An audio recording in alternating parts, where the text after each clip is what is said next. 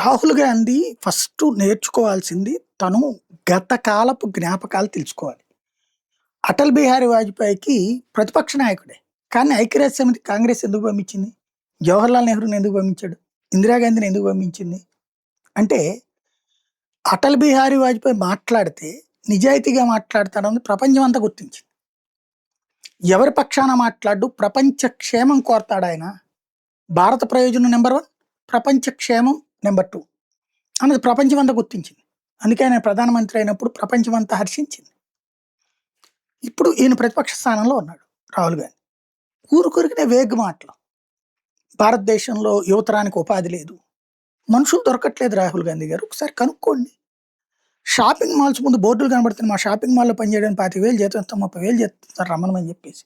దొరకట్లా. Swiggy జొమాటోల్లో సెల్ఫ్గా మేము ఆత్మవిశ్వాసంతో బతుకుతాం, వాడి దగ్గర వెళ్ళి పొద్దు నుండి సాయంత్రం దగ్గర వస్తే ఎందుకు అనుకుంటున్నారు? ఆ స్థాయిలో ఉంది యువతరంలో స్వేచ్ఛ. యువతరం స్వేచ్ఛను ఎవడు అడ్డుకోవట్లేదు, ఎవరు ఇబ్బంది పెట్టట్లేదు. నెంబర్ 1. నెంబర్ 2, గ్రౌండ్ లెవెల్లో పేదలకు ఏ పథకాలు అందట్లేదు అని చెప్పుకొచ్చాడు ఇప్పుడు తాజాగా. భారతదేశ చరిత్రలో కేంద్ర ప్రభుత్వం నేరుగా రైతులకు ఒక 6,000 రూపాయలు వేయడం కాంగ్రెస్ ఎప్పుడైనా చేసిందా? రుణమాఫీ చేసామంటారు, ఎస్ రుణమాఫీ చేశారు, నో డౌట్, ఒక ట్రిప్ అది.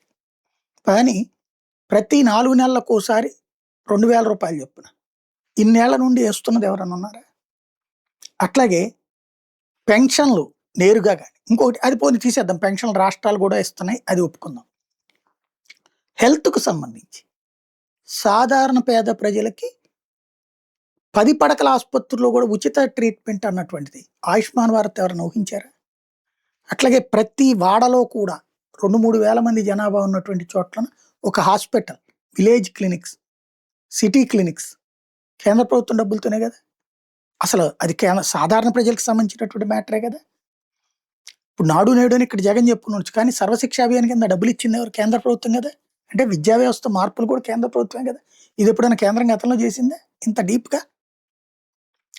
అలాగే ఇన్కమ్ ట్యాక్స్ ఎగ్జామ్షన్స్ దగ్గర నుంచి, జిఎస్టీ ఎగ్జామ్షన్స్ దగ్గర నుంచి, గిగ్ వర్కర్లకి ఇస్తున్నటువంటి ప్రాధాన్యత దగ్గర నుంచి ఏ వర్గాన్ని వదిలిపెట్టట్లేదు కదా.